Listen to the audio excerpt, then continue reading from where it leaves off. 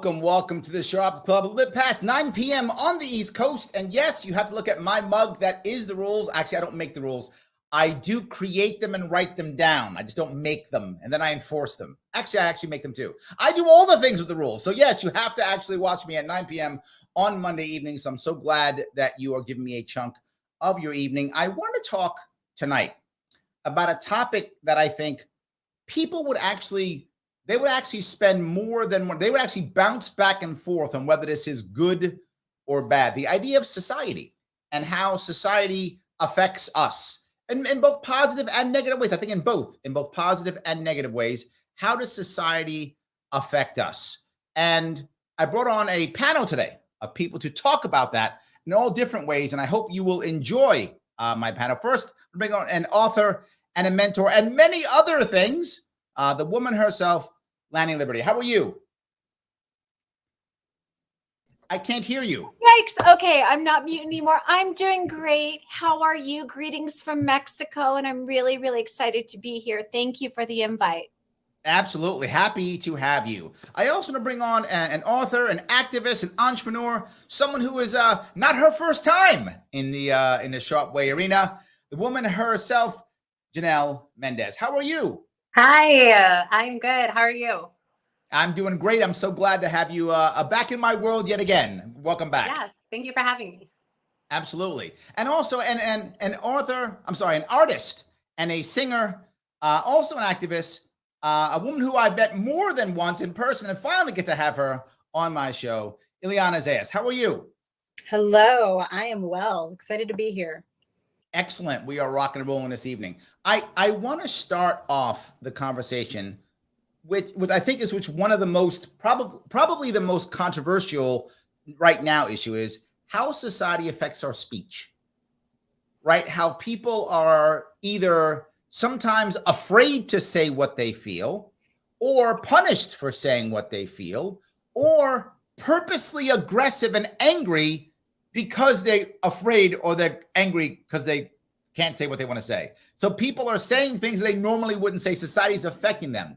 Is this a good thing that society kind of stops some of the bad speech? Or is this a bad thing? And it doesn't matter no matter what, free speech is the answer. I'll chime in. I would say it's a bad thing. The self-censoring and also the people forcing themselves to say things because they think that's what they're supposed to say. All of this, whichever direction it goes, is one form of degradation of honesty. And what I would like to see is a society built on honesty, and a lot of that has to do with speech because words make up most of what we experience from and with each other. So whether we think we're censoring stuff that's not nice to hear or that challenges us or is offensive or whatever, either way, that's just not the it's not us being completely honest with ourselves or experiencing don't each people other sometimes honestly. Want to be, I don't mean to be silly, but don't people sometimes want to be lied to?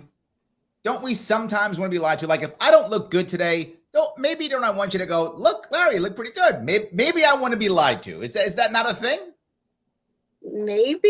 I personally can't relate to that because if I don't look good or looks are obviously something very superficial, but if there's something bad about me, I would want to know about it. And someone not saying so, I think is akin to someone not telling you have spinach in your teeth or something, right? Like that's not a real friend. That's not someone who really has your back.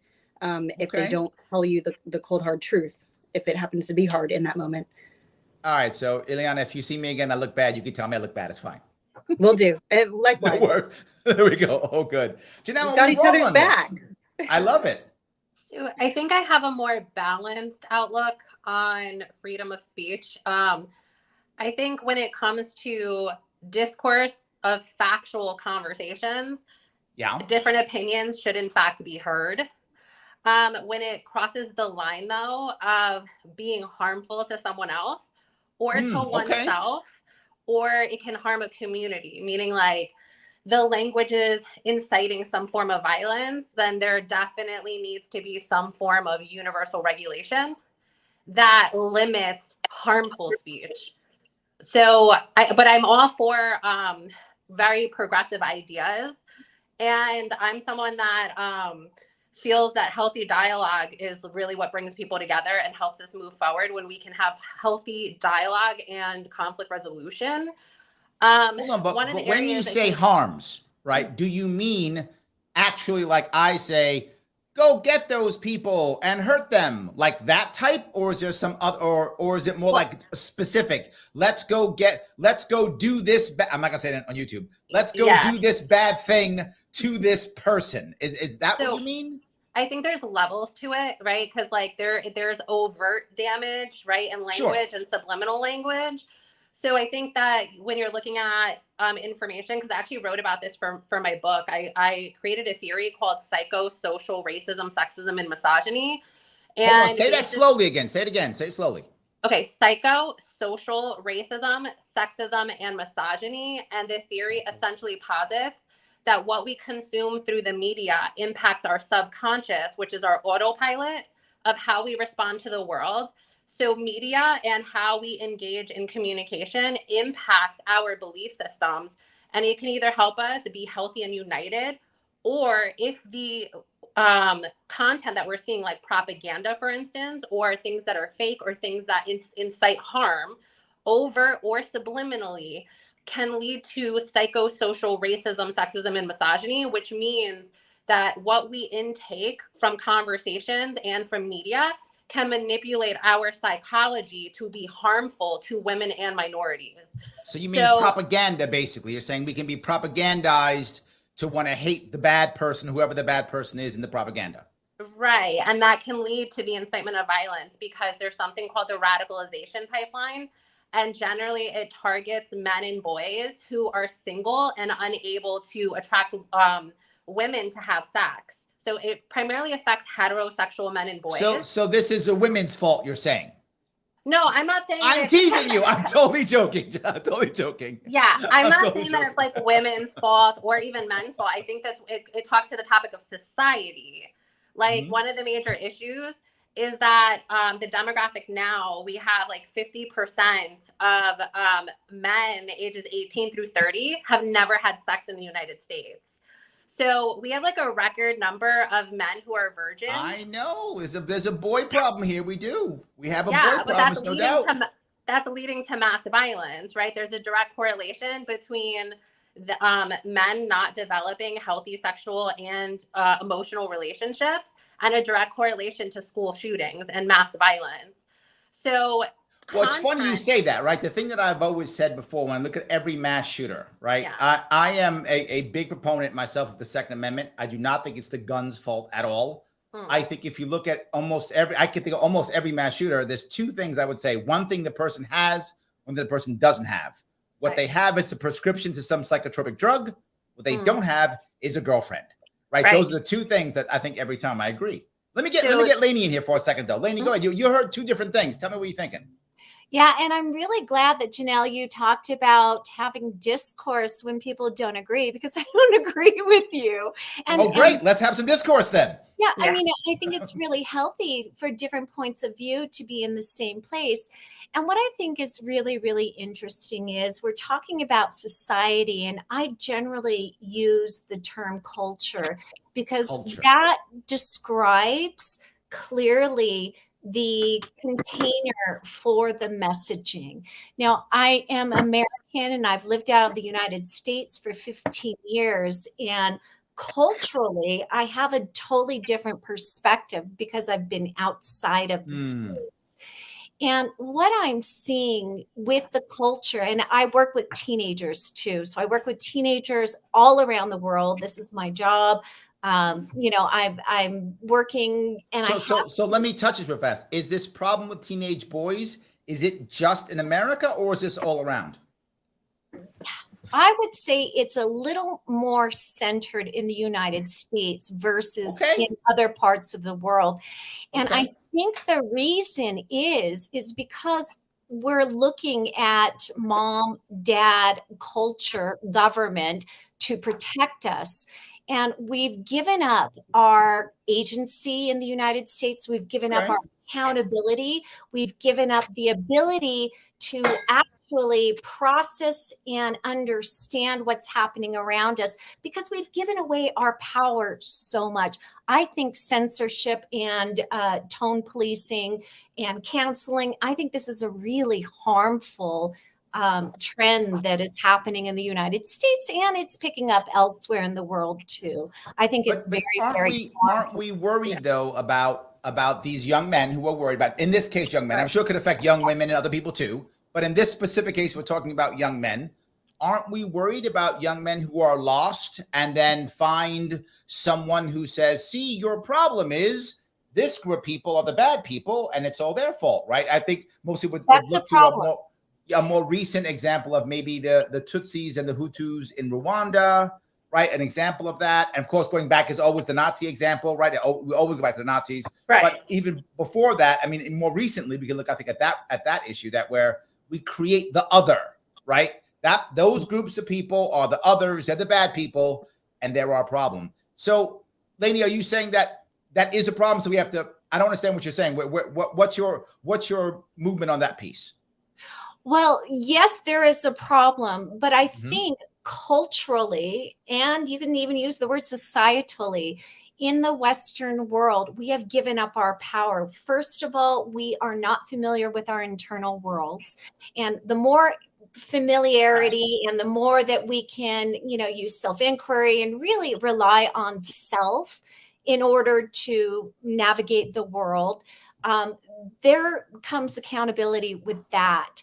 Because the United States and a lot of Western culture are now really othering other people, different groups of people, that takes away accountability for oneself, right? If we had a better balance of our internal worlds and we became accountable, and we taught this from childhood on through adolescence, through young adulthood, the internal worlds would be the navigation, the places where we can figure out and navigate the world and society and culture through, not having somebody Janelle, you're kind of chomping at the bit. Go ahead, please.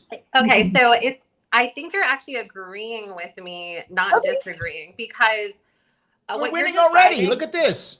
Well, what you're describing, essentially, where you're saying that the issue with society is a lack of accountability and introspection, the specific issue with men who become domestic terrorists, mass shooters, gender violence, misogynists, sexist, rapists, serial killers, the same theme amongst all of them is that they have some type of alexithymia. And alexithymia, male normative alexithymia, is at a record high right now. I think like 78% of you are going to have to explain that to my audience. So alexithymia. You can't use words like that and just keep going. Come on now. All right. Male normative alexithymia is when men and boys are not taught to label their emotions and verbalize them.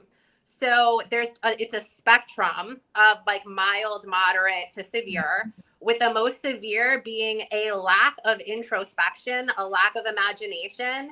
And that means that they only look at the outside world and react to it. So if they're not having sex and they don't know how to communicate their emotions to develop intimacy, to build a functional relationship, because they're incapable of doing that, they're also incapable of introspection to say, hey, I lack skills. I need to go to a doctor or a therapist to learn these skills. What they do instead is say it's women who are the problem, it's minorities who are the problem, it's kids who are the problem, and that's why they become mass shooters or violent offenders. But hold on, let me touch this piece. I got to push back a bit, because what happened 20, 30 years ago, right? Men weren't all of a sudden such great communicators when I was coming up. They weren't great communicators 50 years ago either, right? In fact, they were probably worse communicators 100 years ago. Yeah, but 50 years ago, the media was way more controlled than it is today. So even propaganda channels were much more controlled. With the emergence of social media, the radicalization pipeline feeds like YouTube, Facebook, Instagram is outrage, right? Outrage politics feeds the algorithm. We didn't have that prior to social media. There were no algorithms that were deciding what content we consume and what we don't. So it was controlled in a better way where propaganda did not thrive as much. But with these algorithms, it creates So this is a social media problem more than anything else. Well, but it becomes a societal problem on the basis of the fact that social media is ingrained into our societal connections. Okay, all right. Ileana, she's talking about all that stuff. Well, go ahead, please. Yeah, I want to jump in here because Lainie said a word that I really love and I use all the time, and Janelle chimed in on this: accountability. I think accountability is the big piece that we can use to reconcile to loop it back around to. I mean, I know this whole episode is about control and how much control should be within what strata of society, and how much control should be internal and how much should be external, right? Right. And so my stance is that, I mean, I'm radical, but I think all the control should be within the individual. But I like that. But the way that you keep that from expressing as violence or as any kind of unwanted outcome that we would all agree is unwanted is accountability. So and we understand that the problem is, well, when Larry said what happened 20, 30 years ago, the men that are men today that are committing these atrocities, why didn't they develop these things that if they just had them now, they wouldn't be doing, creating these harms for everyone. And it comes down to accountability, and it comes down to parenting, which is the trope. That's what I always bring every conversation back to. It's always about parenting. So obviously it's too late for these people. They're already grown up. They're already out in the world. They're already doing what they do. And so the best that we can do at this point is, the kids that are being kids now is raise them with radical accountability. And the people who are already adults now, the other adults have to hold them accountable for their actions. And it takes a collective. We collectively have to make sure that when an atrocity is committed, are we going to point the finger to some words that somebody said, or the person who actually did the action, who took those words and converted that into an action? Because that's really where the murders or the rapes or the things that we don't want to happen, it really comes down to the person committing those things. So you're saying that society should have control, using that word as I talked about, when someone has crossed that line, and that line is creating harm on somebody. That's when society should have control, because they've crossed the line, they've harmed somebody, they've done something wrong, they've stolen somebody's property, they've hurt somebody, hit somebody, done something bad. That's when you think society should step in. Yes, that's my stance. Okay, but isn't there an issue? And isn't there an issue? Don't we want to try to halt that before the harm occurs, and still allow people to have freedom of speech, right? I mean, my worry is, and I'll bring this up, Ileana, you're an artist. The idea that I worry about is art. I remember when I was at Freedom Fest, and you were with me. And when I was there, I remember one of the people there, she said that she was seeing art being affected by culture. Like people artists were self-censoring because they felt they couldn't get their art out if they didn't follow a narrative that was appropriate in their world. Now that broke my heart, because I think of art, and whether that's music, whether that's physical paintings, whether that's poetry, right? Whatever that is, right? Any level of filmmaking, right? Art. I see that in my own heart as that's the thing that is supposed to move society forward, right? That's supposed to be the forefront, right? I remember, seeing TV shows that made, it okay to be gay, right? A TV show made it okay to be gay. So, okay, because I saw it on TV, now it's okay, right? Art was leading that, right? Art was leading it. Art came before society accepted this as normal, right? So art was ahead of the game. This scares me. Ileana, am I wrong here? You're not, but just instantly my mind goes back to accountability. These artists have to take accountability for themselves and what they choose to express. But they got to pay bills. They do too. I mean, they got to live. They do. So there's a little bit of a risk, but I've always seen art as like the one sacred cow that even when the conversation throughout society is saying one thing, art is where you can say your real truth, but it's masked within the confines of art. So it's acceptable. So that's kind of where you can get your real thoughts out. That's the way I've seen it. Well, let me bring up a quick comment that came up that just was perfect timing. Joe says, he says, Ellen made it okay to be gay publicly.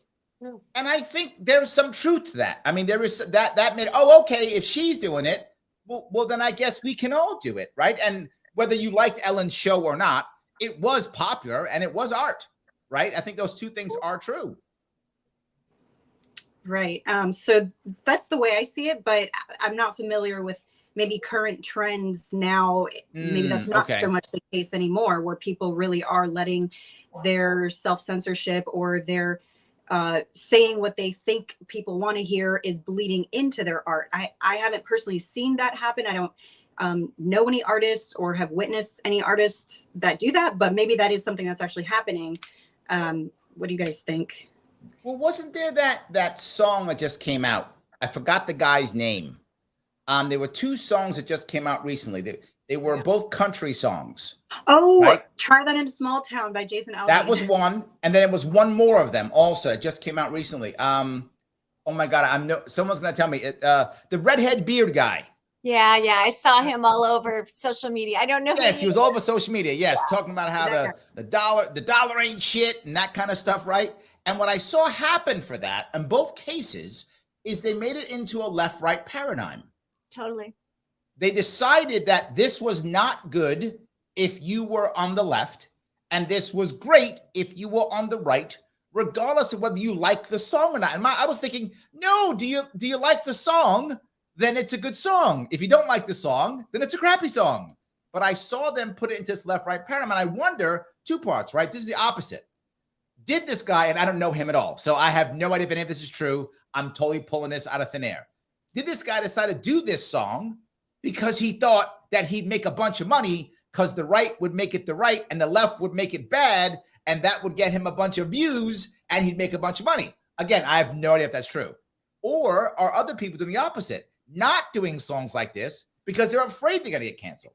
I don't know. Janelle, tell me what you think about this. I mean, if we're talking about the first song that you were talking about, which I forgot the name of, but like I did listen to it. And also I did listen to different community perspectives.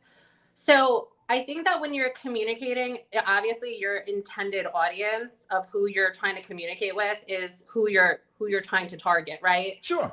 I do want to say though, before I get into like my next critique of the video itself, because like I just don't have a black and white position. I'm somewhere in the middle on this. Is that one of the main things that like I saw with the Black community and the reason there was outrage on their side, right? And then why all of these social media channels engaged in outrage politics, because it's profitable, is where like the left and right's happening, right? Because outrage politics pays the bills.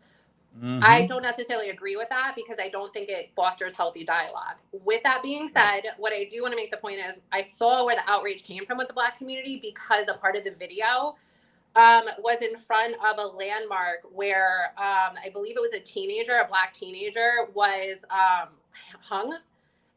hanged. He was hanged. And yes, for those who don't know, people are hanged, things are hung. Yeah, thank you. So they were, there was I think he was 14, and I think it was for a crime he didn't commit, and it was based on racism. So the Black community got upset because of that specific imagery at a certain line in the song where they specifically were upset that it was a dog whistle saying that if you come to this town and you do this, you're going to end up in the same situation. So with that, so with that specific part, I could understand why a specific community felt harmed by it, right? Sure. It didn't necessarily incite violence on that community, but in some circles, it could potentially do that because of the historical context of that imagery with the wording. But other than that, like an artist is entitled to their freedom of speech. It's just, for me, the line for anyone, doesn't matter who it is if you're inciting violence, not if violence occurs. If you're inciting violence, under American law, with specifically our Constitution, draws the line at the incitement of violence. That language is no longer protected. So if we're basing it on being a constitutionalist, the moment that anyone incites any form of violence, that's not protected speech, and it never has been. So that's where I draw the line, is within our Constitution. I'm not, before I go there, the name of the song, Jericho was good. Thank you, Jericho. Rich Men North of Richmond was the name of the song. That was the name of the song. Yes. That the guy with the redhead beard, that was his song, right? Yes. So that's that one. Yes. The second one, I don't know. I'm concerned with what you just said, that last piece. And the reason is our founders were all about violence. Like, they literally fought a war to get rid of their own government. And literally Thomas Jefferson was like, we got to kill people every couple of years to keep our government. He was like all about it. So, and not just that, if you go down that road, here's my other worry. One of the most famous free speech cases was in the 70s. Some of you probably heard it before. The Nazis wanted to march in Skokie in Illinois. And the ACLU literally said, no, you have a free speech. You're able to march, even if you're, and these weren't like these were like brown shirted, swastika wearing Nazis in the 70s marching in a Jewish neighborhood. So clearly, if there's anything more clear than inciting violence, that you can't get much clearer than that. I mean, that's pretty much as clear as you're gonna get. And the Supreme Court agreed and actually allowed them to march. So I'm not, is this a change I don't know about, No, I think I understand what you're saying in the context of their outfits were symbolizing like Nazi propaganda, right? And also, just to be clear, I don't agree with any Nazi ideology. I want to say that. However, I didn't assume you did. No worries. Yeah, I'm just saying, like, but like for the aspect of it, right? If they are peacefully marching and expressing an ideology without inciting violence, right? Like a direct... No, they were literally saying the Nazi anti-Semitic stuff. Like, they were literally saying the things. I'm not going to say them on YouTube because they were canceled, but they were saying the things. Yes. Well, then they're inciting violence and hate. And like, I don't think that should be protected. But my point I'm getting at is the Supreme Court said it was. Right. The Supreme Court said that it was protected, and they were literally saying the things that would get me canceled if I said them here. Right. On the other side, there was with North Carolina and Charlottesville, right, where they did incite violence. Violence did occur, and they did get held accountable. But in that case, violence occurred. And you just said earlier, it doesn't matter if violence occurred. And my point is, violence occurred then. No, I'm saying what I'm saying is if it incites violence. So I don't think I'm being understood. Let me just try to clarify. Okay, please go ahead. Okay, so Ileana said that she doesn't think the incitement of violence should count as, like, let's say, a charge or for accountability, but that her line starts at someone actually committing an act of violence. Can you just verify if I understood that correctly, right?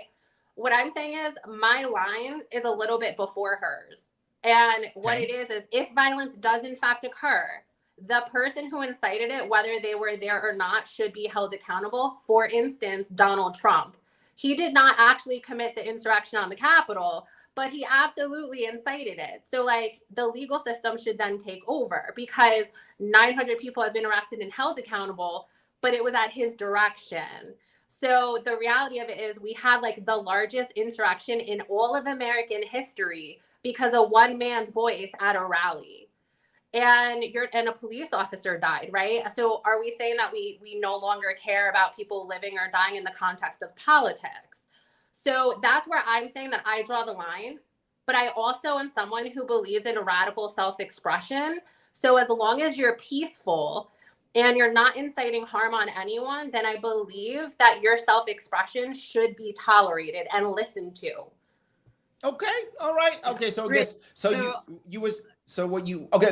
go ahead, please. Yeah, I'll jump in. So this is the perfect example of, like, for example, the song "Try That in a Small Town." Yeah. I haven't interviewed Jason Aldean, so I don't know specifically exactly what his motives were in writing it, but I would guess that he, felt the pain of the Black Lives Matter riots, and not just him, but also people of color where their businesses were destroyed and set on fire. they were experiencing the receiving end of all of that violence.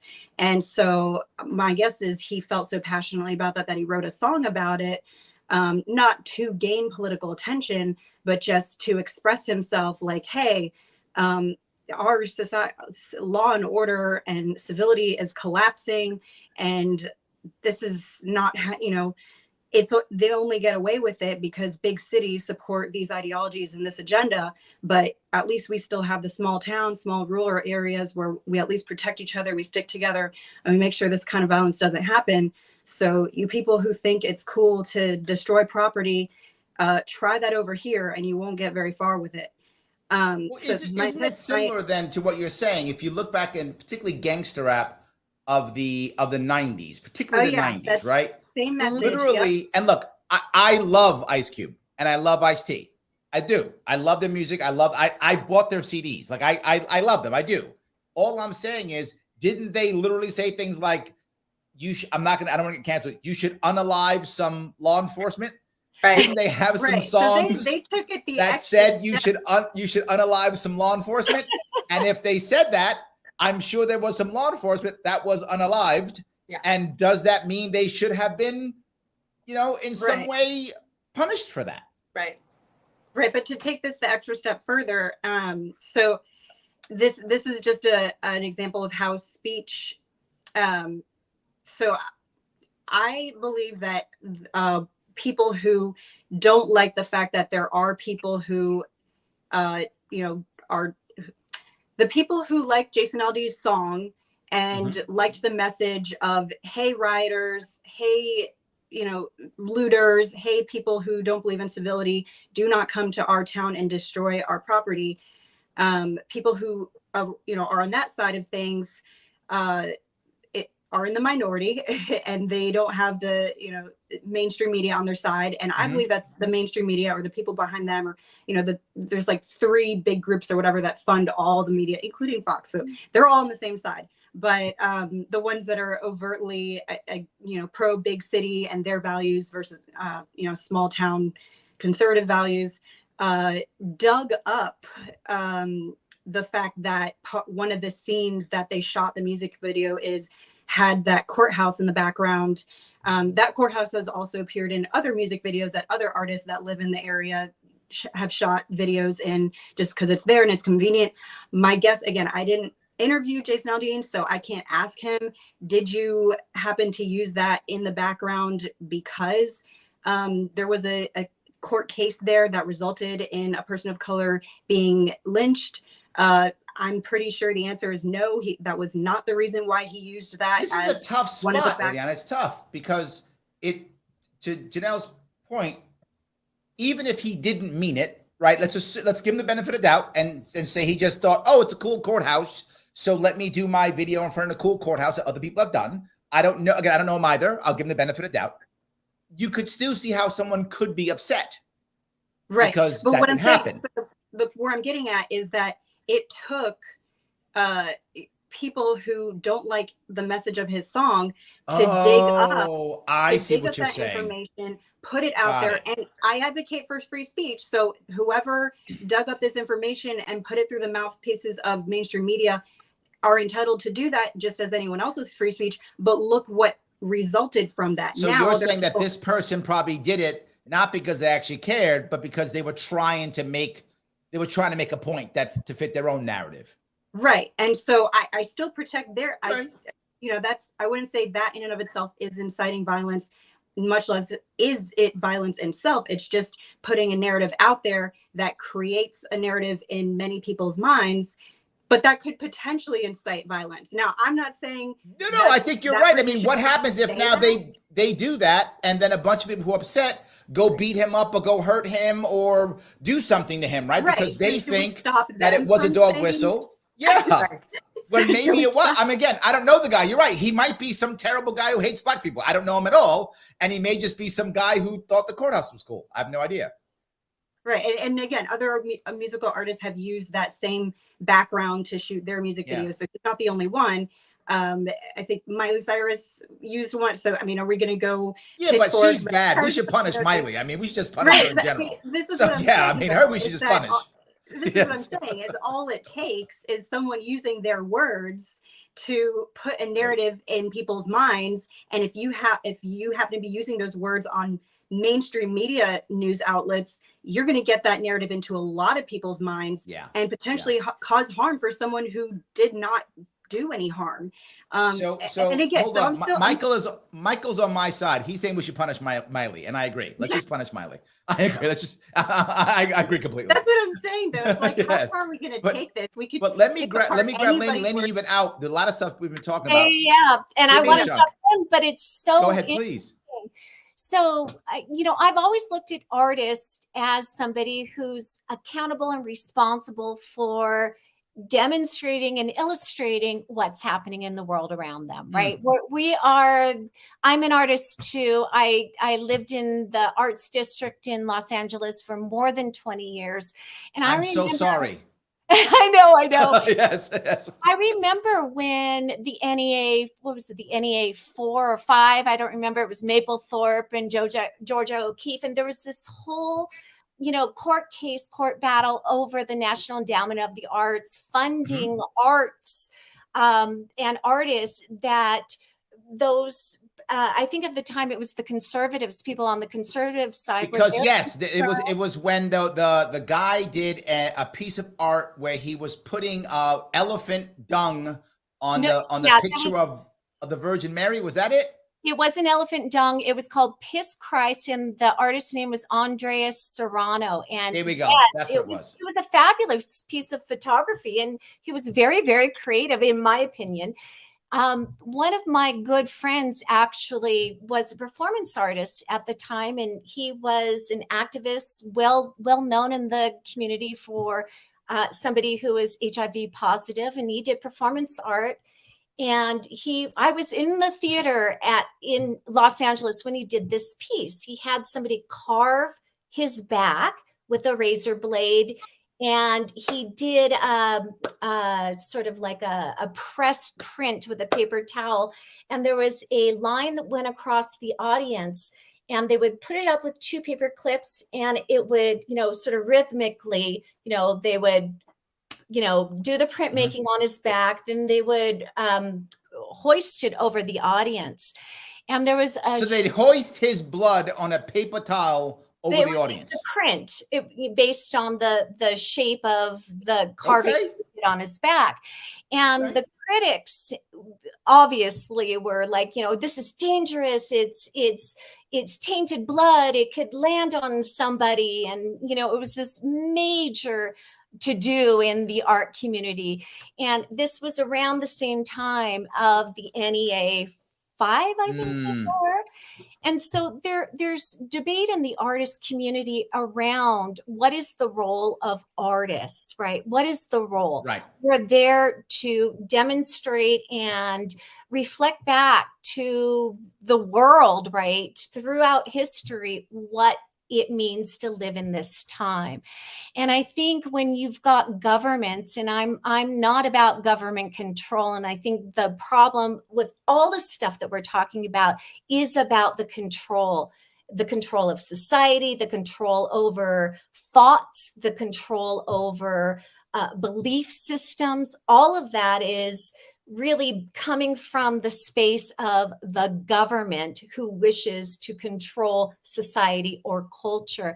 And that's in conflict with the role of an artist. But don't societies also do that? In fact, sometimes even against the government, right? I mean, if I look at the idea from our earlier example of the Nazis in Skokie, they were going against the government, trying to control the narrative, right? I think that, look at the Amish as an example. The Amish have a very strong, in New York State, we have lots of Amish. Right, the Amish, they're very strong in trying to control their own society. They throw you out if you don't want to be, if you don't want to be part of the society, you got to go. Like, they will throw you out of the society. They will literally banish you out of the society.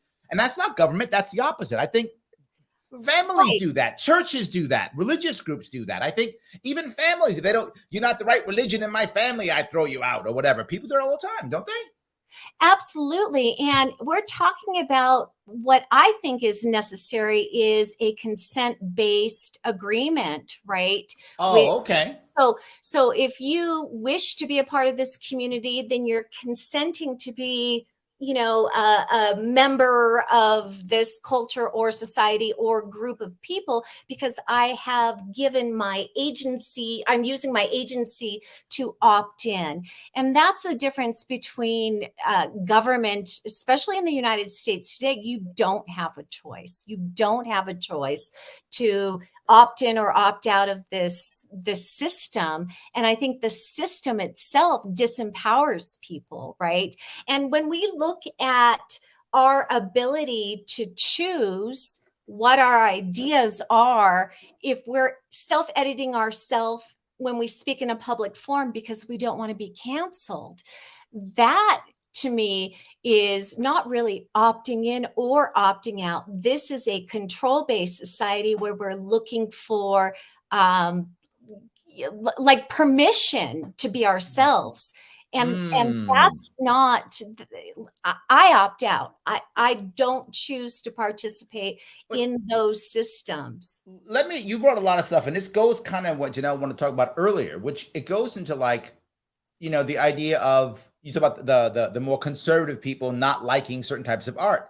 I think that falls into nudity. Right. And I think one of the biggest things we have now, most popular, actually, I don't know if it's the biggest, most popular, is OnlyFans, right? And people judge you for OnlyFans. They decide if you're good or bad if you have an OnlyFans page. And sometimes they judge you forever. I mean, there are women now. OnlyFans, no worries. OnlyFans is a website that it doesn't have to be nudity.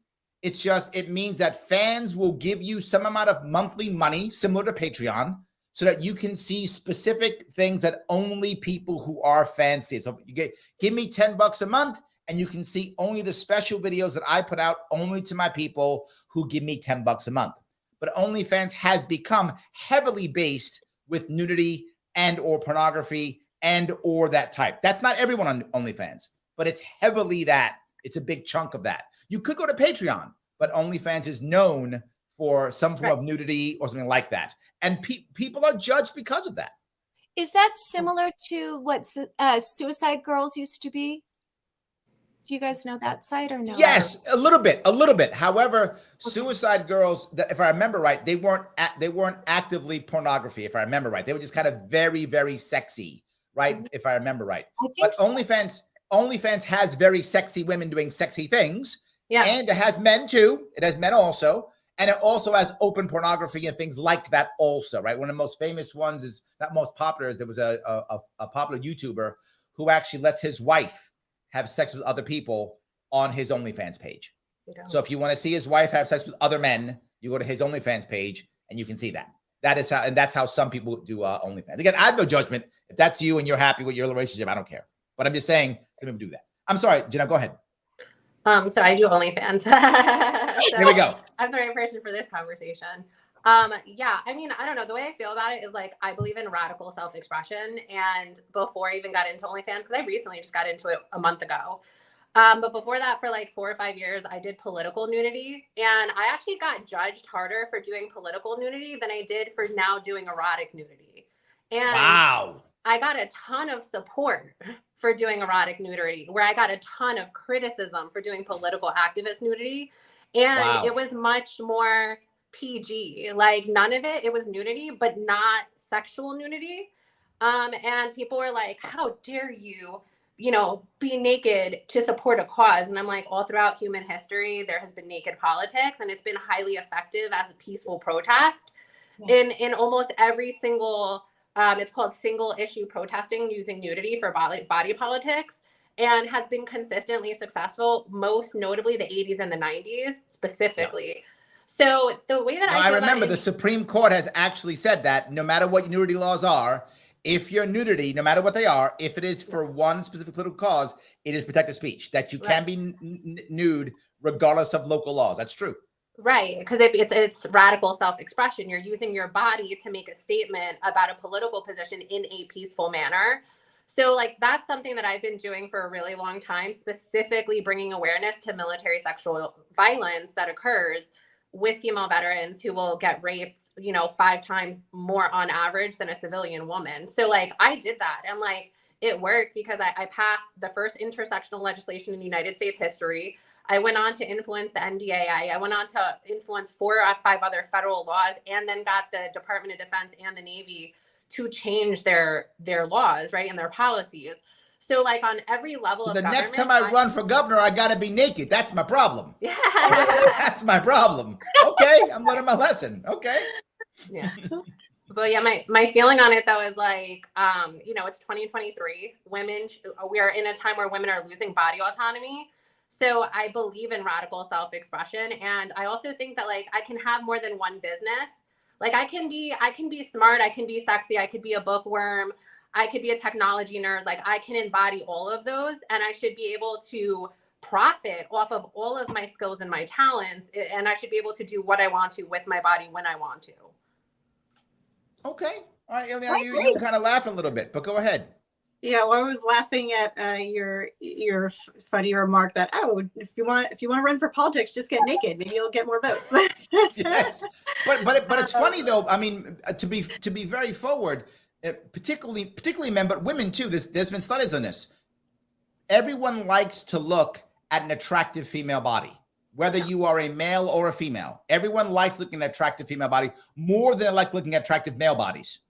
Right? I mean, everyone likes looking at attractive bodies, period. Of course, we're human beings, we like looking at attractive bodies. But everyone actually likes to look at attractive female bodies more than male bodies. I don't know why. It's just maybe we're wired that way. But that comes up in every time they do this. Every time they do any type of survey on this, they find it to be true. And I think it does work. People are now looking at your issue, whatever that issue is, because you've shown some nudity. It's true. Right. It's this, you're capitalizing on outrage politics, but instead of inciting division or anger, you're inciting evolutionary biology, right? Like you're telling people, pay attention to this. And when there's a nude protest involved, you're 9 times more likely to remember the political message. And if you repeatedly see nudity with a political message, you're like over time, you're like 70% more likely to engage and be informed on the political issue. That's it. Next time I'm going to drop trowel. That is my issue. Next time I'm dropping trowel. That's all I'm doing. I got to do it. Got to do it. That's how I got to do it. I love the idea behind it. But let me be devil's advocate on this one. Okay. Isn't there going to be a group of people who are going to tell you? Now, before I don't believe this, but I'm going to tell you what people are going to tell you. Janelle, you can't do that. Yeah. Because if you do that, what you're doing is you're inciting violence against women. You are making men look at women as an object. You are objectifying them. Right. You are dehumanizing. The men are going to dehumanize women now because of this. And now you're going to incite violence against women because men are going to dehumanize women. I'm sure you've heard that before. Yeah, I know. This is what I wrote my book about. Like literally what I wrote my book about. Give me the name of your book. What's your name of your book? The Pathway Towards Peace, U.S. Human Rights Manifesto. There we go. So the premise of the book is purity culture, and purity culture essentially says that anytime women use their body for their own empowerment, that it's suddenly harmful for society. But the data does not agree with that. The actual science behind it shows that when women use their body consensually, whether they get paid or not for it, to engage in any kind of interaction with men sexually, that men and women's relationships are actually healthier, and it promotes gender equality, and it minimizes violence over time. Because when women have agency over their bodies, even if it's to get paid for it, if they're consenting to it, then the men that they're interacting with are, let's say, for instance, involuntary celibates, the men and boys who commit mass shootings, whether they pay to get to know a woman and pay for her time, or whether they engage in a transformative personal relationship, as long as they're engaging in intimacy with a woman, they're significantly less likely to become an incel and significantly less likely to commit domestic violence and murder and rape. And Georgetown University and Harvard University did studies on this, that Nevada and the Netherlands have the best 2 laws within the world for legalized sex work, and that in both Nevada and the Netherlands, that violence against women goes down significantly, especially amongst sex workers, because there's collaboration with law enforcement and the police, so that when sexual violence does occur, people who are most vulnerable have the ability to use the legal system to protect them. And in those areas, but hold on. This now is going directly the opposite of what Lainie's saying. This is actually now society telling government's wrong, right? This is society saying, we're okay if women want to be sex workers. We don't mind. Right. But the government is saying, no, we mind, right? We mind. Right. And if you want to go out and show your body because you don't like something politically, that's fine. But if you want to just show your body because you like your body, no, off to jail, right? Right. Off to jail. You can't do that. Right. So that's you're policing women's bodies and what women can do with their bodies, right? The same way you're saying like women can't get an abortion because of certain laws. It becomes like a theocracy where purity culture and people with religious beliefs are essentially saying what women can and can't do with their body. Like I'm an atheist. So like for someone to tell me like, oh, you can't do OnlyFans because I believe in Jesus Christ, like you can do whatever you want to with your body at home, but like I'm going to do whatever I want to. And if I'm, ability to monetize it and do what I want to and have a sense of agency and it aligns with my belief system and my political values, then I should be able to do it. But hold on, then shouldn't that, if that's true, right? If a bunch of Americans say, yes, you can do that if you want to, but we believe in Jesus and Jesus tells us that you can't do that, right? And then we decide we're going to shun you or we're not going to hire you or we're not going to buy your book or whatever is the thing. Yeah. Isn't that like a control that society should be able to have? Shouldn't they be able to say, well, no, she's a bad person because our version of Christianity says she is a sinner. Yeah. So therefore we cannot hang out with this sinner and we have to somehow push her away. Isn't that okay? Right. But like, that's somebody's freedom to do that. Right. Cause like if somebody wants to engage with my content or not, I'm not forcing people to, right? So if somebody is like, I'm a Christian, I don't like this, like, that's fine. I respect what you have to say, but like, it's right. So as long as like you have the right to go worship whoever you want to worship and you have the right to engage. But then hold on, let me walk down one more line if I could. What if they can show you actual data? What if they, and I don't, again, I am making this up. I have no idea if it's true. This is just for conversational purposes. It could be completely bogus, but they can show you some data that says, if you engage in sex work, you are more likely to be an unhappy woman by whatever standards. I'm making this stuff up, right? By whatever standards. So because I care about you, not because Jesus, right? Because I care about you and because I care about women, I don't want you to do this because here's my data that shows that you will be worse off if you do this. Does that change?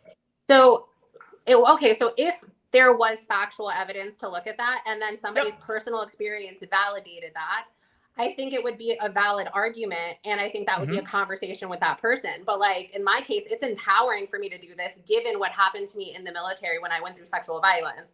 Like I'm turning the tables on victimization and I'm turning it to profit and empowerment. So for me, it's not that at all. It's a sense of empowerment and overcoming adversity. And me having agency over my body is what's empowering for me. Also, the data does suggest that when women are in committed relationships with heterosexual men, they're only 7% likely to have an orgasm as well as be unhappy. So, and like there's real data for that. Man, I gotta up my game. I'm just going to give you my book. I got to buy. Yeah, exactly. By the way, Janelle and I are both Marines, by the way, just in case you guys didn't know, we are both Marines. Yes.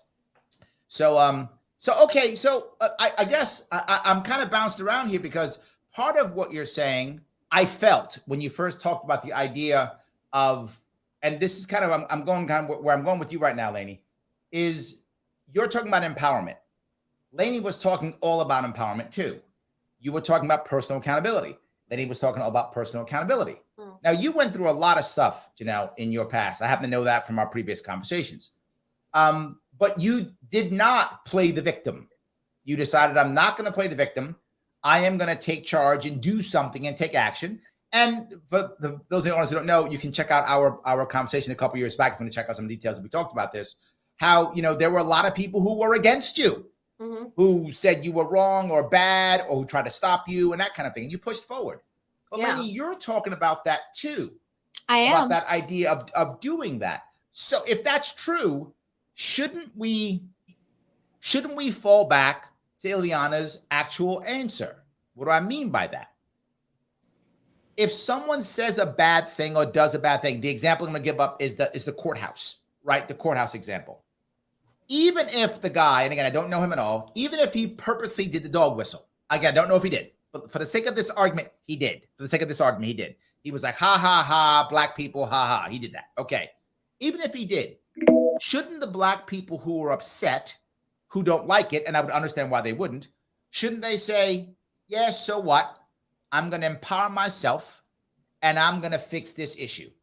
Shouldn't they do that and not feel like, oh my God, I'm now a victim because the person, did something? Again, for the sake of argument, he did it on purpose. He was trying to hurt these people in the sake of argument. Shouldn't they still just bounce back and go, I don't care what you said. Doesn't matter to me. Are you asking? No, go ahead. Go ahead. I just don't know who you want to answer. Anybody. I just, okay. Lainie, you brought up one part. Ileana brought up one part. Janelle, you brought up one part. I kind of put them all together because they seem to make there seems to be a problem here. It doesn't exactly work. And that's why I put them all together. It almost sounds like a rhetorical question because you brought it right back to accountability. Any person whose ears are hearing the message or eyes are witnessing the imagery, it's on that person how to respond to what they're seeing and hearing, so they can play the victim and get their torches up and start burning stuff down, start breaking glass, start stealing stuff, start killing people, driving people down with cars, whatever. Or they can, maybe reach across the aisle and be like, hey, I disagree with what message you were trying to say. Let's have a conversation.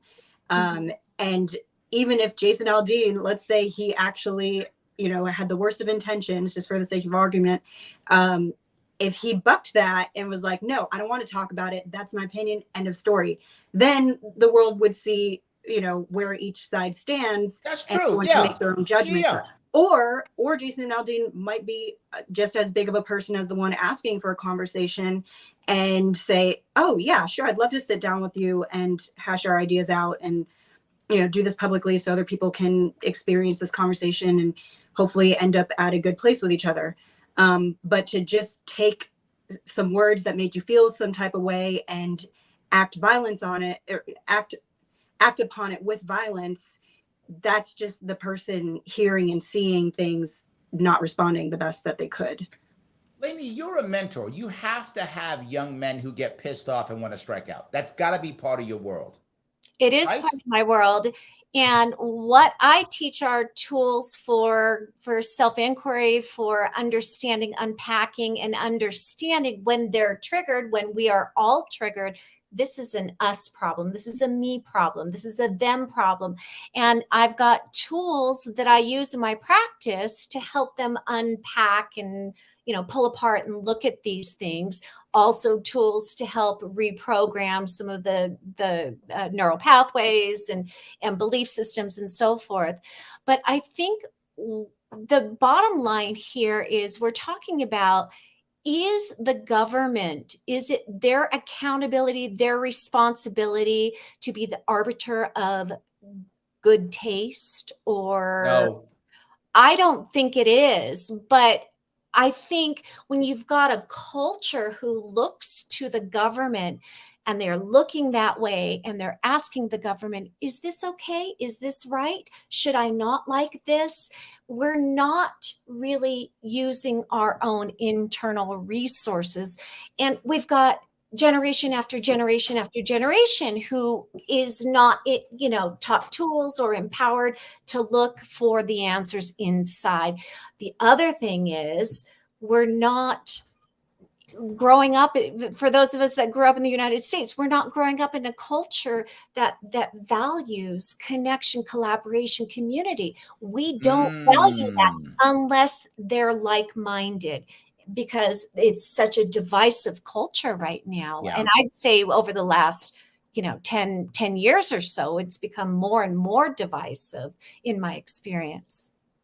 Wow. Let me, if I could, real fast, I want to talk to the audience for a second. If you're listening or if you're listening to the podcast or watching the show, do me a favor, click that like button. I have to get past algorithms. I have to get past the algorithms because they always try to slow me down. So help me get past Al Gore and hit that like button. It does matter. Please do it. If you happen to be watching this on Twitter, retweet this right now. If you like what you're hearing, if it's interesting for you, retweet. Let other people see this also. Don't be greedy. Don't be nasty. Let people see this. Don't be selfish. Let them see it. Retweet it. It's all good. Please do that. And if you happen to be watching on YouTube, you can always super chat me if you like on Larry Sharpe YouTube. To follow these people, do me a favor. They're giving us some love tonight, so give them some love back if you would. Follow these people if you would. You can follow Lainie on Twitter, right there at Lainie. That sounds cool. I like that. Lainie. That's good. And also you can follow Janelle, and you can also follow Ileana on Instagram. You see the across the bottom there on Instagram. It is Janelle.marina.mendez, and Ileana, it is her full name, but it's official. It's Ileana Zayas official. So please do that if you would. It is very good for us. We do want it to work that way. So let me then shift, if I could, real fast. Janelle, you brought up an important piece, though. And that piece is what Lainie and what Ileana are talking about is the individual, right? The individual, the finding themselves, doing the right thing, maybe looking to get help. But your point, if I remember, was the masses. Right. That was your point. So then if your point's the masses, is what they're saying not enough? Do we have to, how do we square that circle? Okay. So what Lainie is talking about is how she works with people and guides them through introspection and a process to learn about themselves, which is basically taking the subconscious and our autopilot and bringing it into consciousness. Now, the specific issue that I'm talking about is in order for us to even get there, to get to that reality manifesting on a mass scale, to prevent violence with men and boys who are not building relationships and not having sex, it's because alexithymia is a huge problem. Alexithymia specifically means that you do not have introspection at all. It's called emotional blindness. So if young men and boys have that, and you're talking about 18 to 30, like 78% of them have that, you're talking about that they don't have words for emotions to be able to express them in a healthy manner other than showing anger and some form of violence. That's a direct contributor to the violence that we see in the United States. So there's factors that lead to that, right? Like dysfunctional home environment, getting involved in certain communities, getting involved in social media, particularly the radicalization pipeline of self-help groups that are trying to help men get boys, and then they get indoctrinated into hating women and minorities, right? Like that's how the process occurs over time. So what I agree with Lainie is that if we were to have more tools on a mass scale and more people that could help men and boys overcome alexithymia, because it's not a life sentence, once the skills are developed, we would be able to combine a social program that includes mental health and then expand that so each individual could get the help they need. And that's where I agree with them on personal accountability. But if we don't make the resources available and we don't have the dialogue about men's issues and we just ignore their obstacles and the fact that they're emotionally blind and do not have the tools and resources to help them, then we can't point to the individual because the individual has no access to the resources to get introspection to begin with. So you're like leading the blind nowhere. So it's like, well, it's funny you say that, right? When I hear people talk about this, they even put this into a left-right paradigm, right? The idea of young men problems, which I've been talking about literally for years. Yeah. And I bring up the idea of family court destroys families too. The criminal justice system destroys families. I mean, there's so many systemic issues that destroy the family, so many of them. But you find that most people on the left say, boo-hoo men, it's all about non-men. Men are bad. And most people on the right go, yeah, I've been saying it forever. It's all the woman's fault. It's the women are bad. They've been screwing us up. They're bad people. And you get the manosphere, right? From the right. You get the manosphere saying all the women are bad. Yeah. And you start getting this two-sided thing that I feel like nobody's trying to actually help the men, right? You got one side saying all the women are bad, so it's their fault, not the men's fault. And then the left going, well, to hell with all the men, who cares about them? Right. So that was like my research for my book. It goes into how legalized sex work that's regulated can encourage men and boys to want to have intimacy and encourage them to want to get help in a way that feels safer for them. Because if they don't have the language to express emotions and they don't have the ability to verbalize how they feel, they're more likely to rely on sex and feel more comfortable exploring that in a controlled environment in order to then take the steps to talk to a therapist. So I think if we're going to talk about men's issues and having men and boys be able to have healthier relationships, we should incentivize them in a way that's healthy for them, which is legalize sex work and pair it with therapeutic services. So like regulate legalized sex work, let people do what they want to with their bodies as long as everyone's being healthy, and then pair that with clinical psychology where they can also work through their issues at the same time. So you're incentivizing those men and those boys to build both sexual and emotional relationships that are healthy and give them the language to feel empowered, so they don't feel like anger is the only way and violence is I have literally never heard a better argument for legalized sex working in my life. That was the best argument I've ever heard for legalized sex work in my life. I have a friend of mine, Michael Voss, who is much more conservative than I am. His head probably just exploded. He's probably mad at you right now. He's probably mad at me right now. I'm sure he'll have some comment now. He's probably mad at you right now. That was actually a really good argument. I'm thoroughly impressed with that argument. I worked with like ladies, she's nodding her head. She's like, yeah. She's nodding her head. Yeah. I worked with like 5 psychologists on my book, and I did interviews with them on the different aspects, and like a couple anthropologists and sociologists while I was doing research. And like that was the repeated theme, is like give men the environment that makes them feel more secure and give them an incentive where they feel, because men like to be in control. So like if they can feel in control and work at their own pace, where they're working through their emotions in a safe environment that's overseen by doctors who can kind of see where they are on the radicalization spectrum, but give them the liberation to say, well, there's a woman who's willing to have sex with you and develop an intimate relationship, whether it's transactional or it's personal, either one. That should be up to the 2 individuals involved. Well, hold on. Yeah. Michael actually posted. Hold on. He actually posted. He said, while I admire the hope Janelle seems to have, I disagree with every policy and suggestion she has made tonight. I had a feeling he would feel that way. Yes. I had a feeling. And he then goes, yes, Larry, I was typing as she spoke. So yes, absolutely. Yes. So yes, I have a lot of listeners who are like, Janelle's crazy. Yeah. So you just knew that was going to happen. Well, yeah, I'm a progressive feminist. So of course, like the conservatives are not going to appreciate that. Absolutely. Yeah. Well, I have a different take. Go ahead. No. Please go ahead. I'm sorry. I have a different take to offer, but I'll start by saying the common ground is that I do believe that every person at the end of the day, they own their body. No person, no agency, no government, no parent, no anybody has any right to tell anybody what to do with somebody else's body. So I totally support women's and men's and trans and anybody with a body is right to do whatever they want with it for whatever reason they feel is valid to do it.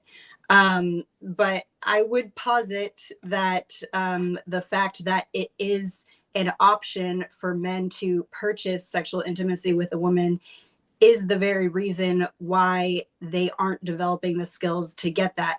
And I know that there's a lot of research that says otherwise, but at the same time, the research that comes, the institutions that the research that says that comes from are all universities, and universities are funded by interests who have the same interest to ultimately break down the family and institute Marxism and eventually socialism and eventually communism. So at every angle, the institutions with the most influence, resources, and power, and ultimately say so over college students' minds or even graduate students who are using these resources to get their information at every turn, whatever information is going to suit the narrative that'll eventually break down the family is what's going to be put out there. Well, but empirically, it's funny you say that, Ileana, because I hear when I've looked at the manosphere, and I have some friends in the manosphere, and when I go to and for those who don't know what the manosphere is, it's basically a generic term for a group of men who've decided that women are bad or wrong, not worth it. And so men should just not get married, not have relationships with women. It's basically that style. Some is very harsh and horribly negative against women. Some is not so bad, but just stay away. Yeah, and I was going to touch on that. I was going to wrap it back around to art. Yeah, please go ahead. Yeah, so we're going to stay on the political track for a little bit, but it's coming back around to art, and touching on the manosphere as well, which I just learned that word tonight, but I'm familiar with kind of what that is. But that's cool that there's a word for it. There is, yep. And just for context, I'm not religious at all. I'm an atheist too. I don't believe in any religions or any external reasons why you should do the right thing, believing in this power or that power. It should all come from within. All choices should be made from within. So that's not where I'm coming from a religious. Well, Ileana, you have a fan. Sam says, I think Ileana is correct. You have a fan already. So someone's listening to you. Sweet. Yeah. So, yes. So for me, the reason and I don't take like a puritanical standpoint, all the way to the other side, but the experience I speak from is my whole goal in life is to find a man to marry and have a family with and raise kids correctly so that I can contribute to society with kids who have emotional and psychological stability and emotional intelligence and all these things we're talking about. But the way you do that is by taking the job as a parent seriously. And the way you do that is by picking a partner seriously. But that can't happen when you have men out there who most of what they have seen and now believe about women is that they're not worth marrying. They're all objects. So a lot of the same things that Janelle's saying, this negative way that men view us, but it's because of the things we do. And I've been on the side of things where I've felt like the actions of other women are the reason why every great candidate man that I've had that would make a great husband, that has all the right values, all the right check, all down the list, multiple times over, it never results in marriage because men have, even the best of men, and I've met great men in my life, even the best, most healthy minded, psychologically, emotionally available men have made the decision to never get married because of all the things that we're here. You guys have taught me this term, the manosphere, the psychology and the kind of talk and narrative that goes into that. But it's this ping pong effect that I've been watching over the years that I've studied, that, because men are doing this, now women are doing that, and to retaliate, men are doing this. And so it's this zigzag back and forth. So we both genders play a part in it. But so let me touch the piece I was bringing up here, though. Let me touch the piece I was bringing up, which is I have seen people in the manosphere tell me, to your point, Ileana, that, look, why get married? You can basically just, have a transactional woman when you need one, right? They don't, because in manosphere, they say it in a very much harsher way because they disrespect women. So they say that in a very harsh way, but they basically say, when you need a woman, you can have a transaction and have one if you want to. And some of them actually talk about the idea of it's happening in Japan right now. There's a massive people don't realize there's a massive brain drain in Japan right now. Savvy, intelligent, educated women are leaving Japan and they're going to other places, heavily America, Australia. So good for America. We're getting tons of talented women. That's awesome for us, but not good for Japan because they're losing all of this talent because the men don't want to engage. They are actually literally having relationships with AI or with programmed women. And so they're doing that instead. I feel like that is a big issue. So I think that's part of it. Janelle, is she wrong here with this worry? So I'm really familiar with the manosphere because I constantly cross paths with them being a feminist and being a feminist in a movement. So the thing is the manosphere communities are that's not indicative of all men. It's a subsection of men who are in what's called mid-level radicalization. So their hatred for women and girls and feminism in and of itself does not stem from the nuclear family. It stems from propaganda that they've been given over time. There's a research study that's called the YouTube radicalization pathway that was done by a number of universities together that specifically showed that YouTube had a specific algorithm on outrage politics and specifically anti-feminist and anti-women propaganda that led to the manosphere developing the way that it did. And then because of that study that was done, they had to go back and change their algorithm, and a new study had to be done that YouTube paid for to say that they actually changed their algorithm because of the development of radicalization.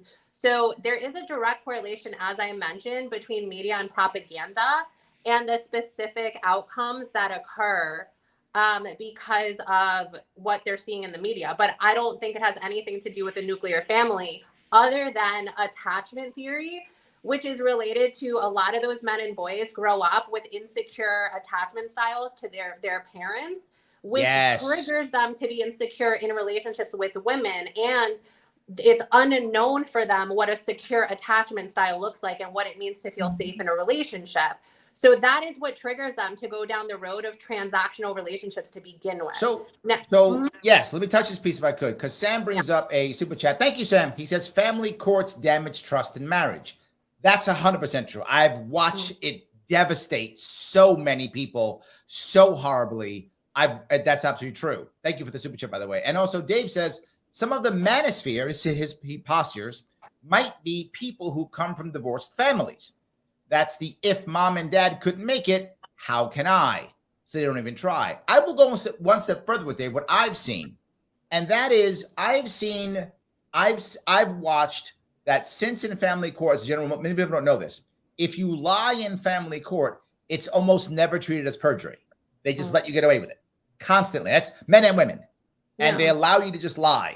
So now we have kids who are watching their parents who at first they thought was their image of relationship, their image of mother and father, their image of manhood or womanhood, whatever that was their image of it, vitriolically just devastate each other with lies and the horribleness. And they said to themselves, why the hell should I get married? She's just going to turn around and stab me in the back like my mom stabbed my dad in the back, or like my dad stabbed my mom in the back, whichever side because often kids will pick a side, whatever the reason is, right? So they decide one parent's the evil one and one parent isn't.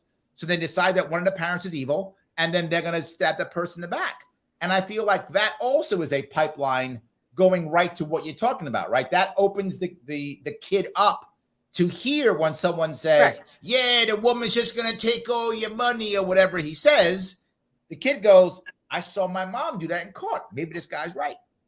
Right. I think it's a factor, right? It's a risk factor. I just don't think it's the only factor. Like you're more likely to engage in that propaganda to begin with if you have an insecure attachment style and never experienced security in any parental relationship.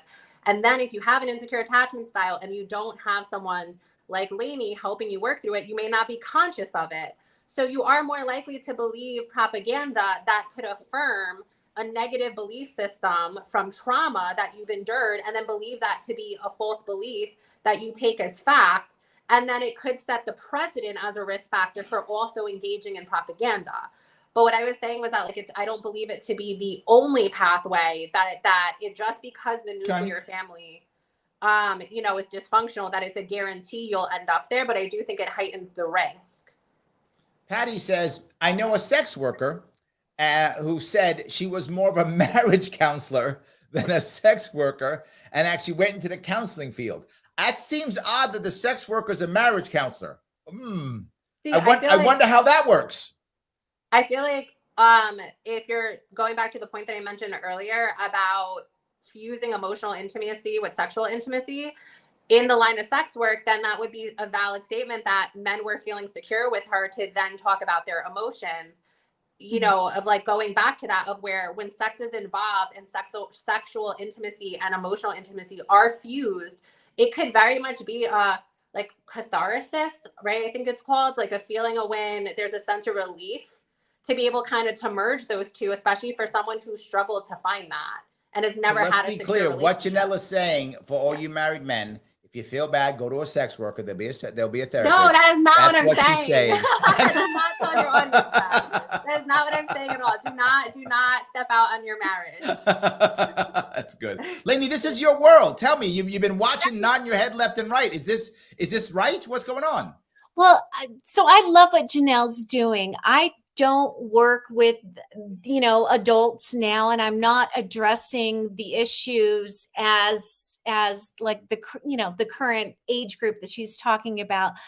I work with families and I work with teens. And one of the parenting styles that I help to facilitate in families is to move from authoritarianism or authoritarian parenting to partnership parenting.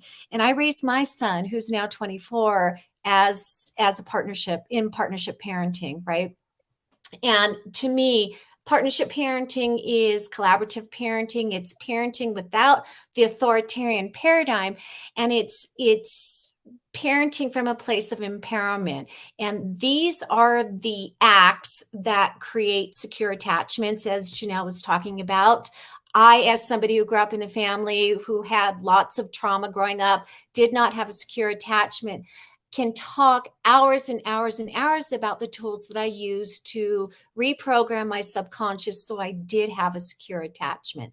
But understanding what it means to grow up in a situation where I didn't feel safe, I felt invisible. Those are the stages and the tools that I bring to families with young children, with teenagers, with tweens and adolescents, right? And then again, I work with teens and adolescents directly. So I'm looking to change the next generation. I'm looking to help empower families to get out of these authoritarian paradigms, which brings me back to my comment always about government and systems and not having the power to opt into them. I'm really, really proposing that we all take accountability, personal accountability, and we move that into a partnership paradigm within the family. And that allows us to really raise accountable human beings. I have a couple more comments I want to take, but before I take some comments, do me a favor. Lainie, tell everybody where they can find you, what you're doing. Sure. You can find me at Transformative Mentoring for Teens. And also I wrote a book as well. It's called Seen, Heard, and Understood, Parenting and Partnering with Teens for Greater Mental Health. And a lot of the tools that I talk about and use in my practice are in here. And I also talk about how to parent in partnership, which will help, stop these generational traumas. And by the way, all of her information, if you want to check it out, is both in the show description on YouTube and also Facebook. Ileana, tell us, what are you doing? I am not on social media currently. So if you go to my Instagram, there's not even a profile picture. That's how offline I have been over the last several years. Well, I have brought you back. Welcome. Right. Yes. There we go. Yeah, I intend to begin writing, producing a podcast. That's actually kind of our discussion today is kind of like the pre. So a lot of what we've talked about is, the responsibility of how someone responds to what they see and hear lies on the person responding. There we go. But in a lot of instances, as I've come to find, whether at the individual level, just with peers, family, friends, relationships, all the way up to the strata of government and every strata in between, there are people and groups that are not going to take accountability, are not going to, do all the things that we say are the right things to do. They just are not going to do it for whatever reason. And so that's kind of like the beginning. That's the trailhead of my podcast with many, many episodes worth of content that I can give. Oh, I like that. What do you do with those conditions in place? And how do you train your mind to navigate this world? All right. So you got to come back on when you do this. You got to come back on. Okay. Absolutely. Good. Janelle, tell us what you're doing.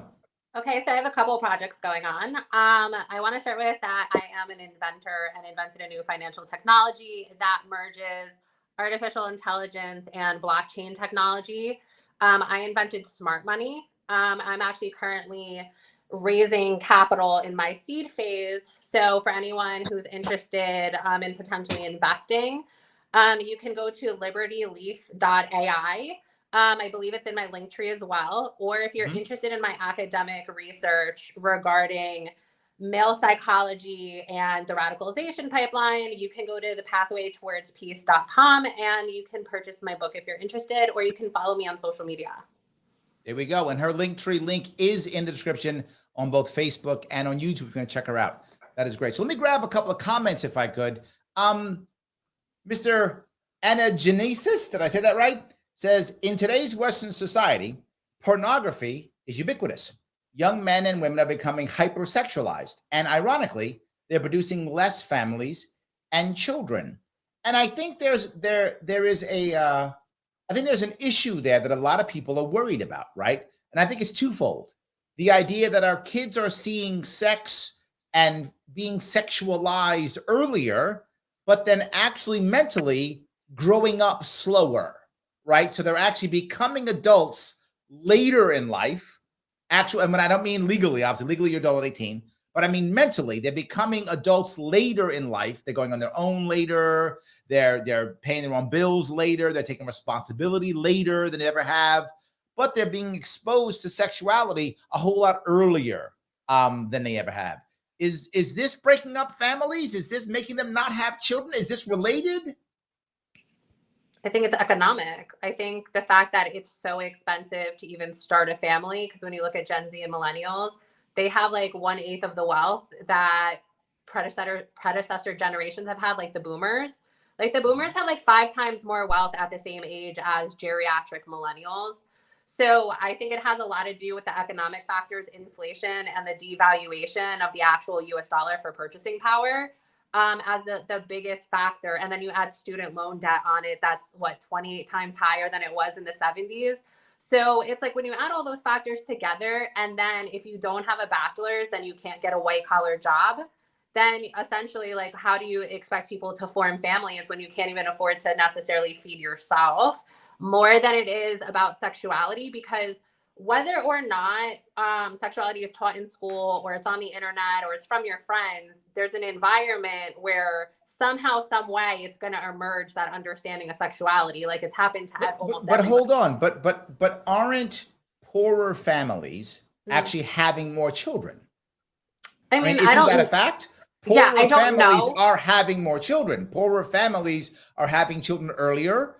Poorer families are having the poorer the socioeconomic strata is, the more children they're having, and that's across the globe and also in America. Isn't that true? So I don't know if that's true for the United States. So I'm just going to say that outright. I'm not sure 100%, but what I do think is that could also be an access to whether or not an area has birth control or not, right? If poorer women don't have access to birth control and they live in a state where abortion is not allowed, that could also be factors involved, not necessarily that they intentionally want to expand their family. Well, I'll give you New York State, and that state I know very well. New York State, very easy to get access to contraception.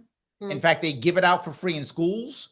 Very easy to get contraception in New York State, and abortion is codified in the New York State law, so that there's no issue with abortion. So and even in New York State, I know poorer families have more children.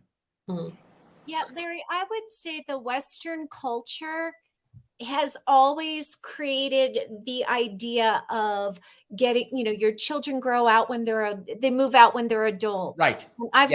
I've lived around the world. I live in Mexico. I lived in Peru. I lived in Ecuador. I lived all around the world. Well, I only mentioned Latin America because the point is, even though we may think that these are developing nations that I lived in, family culture is at the heart of every community there. Got it. Okay. And that's the big difference, right? That was my big surprise when I left the United States, that families were connected. I grew up, in Los Angeles.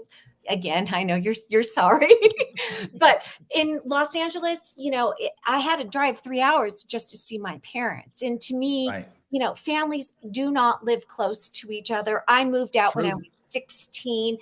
I was 17 when I left. Yep. Just part of the American culture, the Western culture, right? In other parts of the world, it's wonderful when families live together. It's support, multi-generational support. No, I lived in Japan for many years. And generally speaking, people don't move out until they get married, men and women. Well, used to be, I don't know if that's still true, but it was true that, and we think of it in America as the woman only would move out traditionally. When she got married, she'd stay with her family. When she got married, she'd move out, right? And then, of course, in America, that changed. Women move out and men move out. But in Japan, both stayed in the home until they got married. It didn't matter if you were a man or a woman. You didn't leave your home until you get married. And if you were the first son, you never left your home because it was expected that you would take care of your parents. So that was your house because you were the first son. So you were going to stay in your home the rest of your life. You were just going to stay. That's how that was going to work. And I do think that's very common in many Eastern cultures, but I saw it firsthand in Japan. India also. There we go. India also. I didn't even realize, of course. So so my other issue is when it comes to children in general, people don't realize, as a general rule, women aren't having less children. They're having the same number of children. Less women are having children.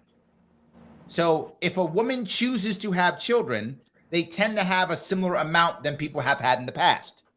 However, many more women are not having children. And the saddest part is the majority of those women actually want children. This is more to Ileana's point. They're not finding the right men. They're not finding the right men that they want to have children with. They're either deciding that the man isn't right, the time isn't right, whatever isn't right, and they're choosing not to. But this is the point I want to bring up what Janelle's saying. I do think part of it is economic. Why do I say that? There's some evidence of this. When you give women, and this is across all cultures, when you give women more safety, more options, more choices, as a whole, they choose to have babies. Right? When you give them this, they choose, and not all women, obviously, but more do choose to have babies. And the example we give is, sadly, for not for only a certain percentage, the professional managerial class, women, when they went back home during the lockdowns, many of them realized they could now work from home. They could keep making the same amount of money, if not that or more, from home. They realized, wait a minute, I can make this money and stay at home with my baby. There was a minor baby boom in that socioeconomic group in the last 2 years because women were felt, to your point, Janelle, they felt, okay, I can make my same money. I don't got to go work and I don't got to commute 4 hours a day. Right. This is to your point, Lainie. And they don't have to do that. So you know what? I'm going to have a baby. Why not? Let's do it. So I think more women chose to have babies when they had that. So I think it's kind of both. If maybe I'm off on this one. I mean, I definitely think economics plays a huge role in human behavior, right? Like that's why it's a social science. So, right, because economic decisions factor into when and how you're going to have a family, because you have to be able to afford the survival of your entire family. And also, like, women have, all humans have a need for a sense of security. So when you're talking about, a woman is most vulnerable during pregnancy, and then when she has a child under 5 years old, is when she's the most vulnerable economically and physically. So, when you look at those factors, if you're looking at countries that nurture motherhood for young mothers, for new mothers specifically, countries that do nurture, new life coming into society and embrace that and provide resources have baby booms consistently. So, like, I think there's a direct correlation economically for why there is a breakdown in the nuclear family, but I don't think that it's necessarily just gender differences. There we go. Let me grab it's Kirsten. How are you, Kirsten? She says, do they give out condoms in school or the pill, implants, shots? Kind of different thing. In New York State, you can get birth control for free in most impoverished areas, to include implants and or the pill. You have to apply for it and such, but there are tons of ways to make it happen in New York State, particularly in the city. New York City is one of the easiest to get. And obviously condoms across the state, you can get in any school. They'll give them out for free, obviously condoms, but even women can get implant you put, I forgot what it is. I'm ignorant to this. There's something you put in your body and like it's like 2 years or something. You can't get pregnant or something like that. Whatever. There's an implant that they have also. They do that also. They have a couple of things you can do in New York State. So that just answers her question. So Patty brings up something else, which is important. She says, Larry, if I do not feel loved, I will look for love anywhere. I have heard from a pregnant teen on more than one occasion, my child will always love me. Yes, I said. Wait, didn't you say you hate your mom? Very weird. But I think she has a point, right?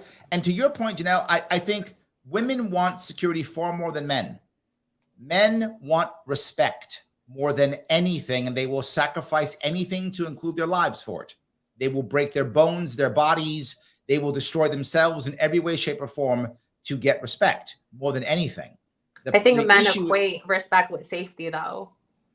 Not at all. Why do you think Marines, you know this, why do Marines charge machine guns? Not for safety. They charge machine guns because they want respect from the person next to them. When a sergeant yells charge, they get up and charge because the sergeant said so. Right, but respect has to do with the fact that like you have a certain stance, right? Or a certain need or a certain ideology, and you want to defend that. And if somebody does not respect it, you're willing to fight. But if somebody respects it, then you have a sense of safety and it's no longer a threat. So that would be that would be equating respect with security. It's just a different pathway. It's not a direct pathway to security, it's an indirect pathway to security. Maybe security, but security of those you care about, not yourself. Well, I think it's both. I think it's for yourself and for your community. I think that's why respect is important to men. When I jump on a grenade and I blow my insides out and probably die, but for sure at least destroy myself the rest of my life, I'm not doing that for safety. I'm doing that to protect the men or the women around me. I mean, I think that's really what it is, right? I think that's self-sacrifice, right? Like you're making a choice for like maybe the greater good or any other reason, but I don't think that's per se directly correlated with self-respect, but I think it's a factor of maybe communal respect of what you want to do for your country. Yes, I would agree. Your family.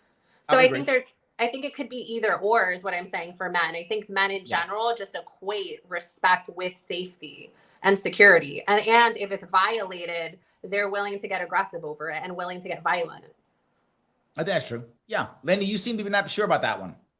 Yeah, I mean, again, looking for outer validation from the world around us when validation comes from within and security comes from within. I mean, I get this. I get it's a phenomenon, but I'm working to change that. I really am. So you don't want men that charge machine gun pits when the sergeant says charge? I have no concept. You don't care either way. Okay. To be in the military. I mean, it's just not my world. But what is my world is the internal worlds. There we go. I appreciate that. So, guys, before this wrap this up, is there something that I've missed? Something that we should bring up before we wrap this up? Well, then we have had a great show. That was easy. We've had a great show. It was a great conversation. I appreciate you guys giving me the time that you gave me. Everyone, please, if you like this show, please click the like button. Let me get past algorithm. I need to get past Al Gore. Please do that. It does matter. If you're on Twitter, please retweet this right now. It really does matter. And please follow these wonderful people who gave us an hour and a half of their time. They gave us love. Give them some love in return. All of their data is on the YouTube channel and also on the Facebook page. Check them out if you can. If you want to support the show directly, you can. Patreon.com/Sharpeway. Throw me $10 a month. I can spend more time doing this and less time actually working. I don't want to do that. So yes, I spend more time doing this and less time actually working. Guys, I want to say thank you all for this evening. Tomorrow I will be on at 7 p.m. and I will be live tweeting debates Wednesday at 9. And I will also be on with a Nigerian economist on Thursday at 7. I will see you all very soon.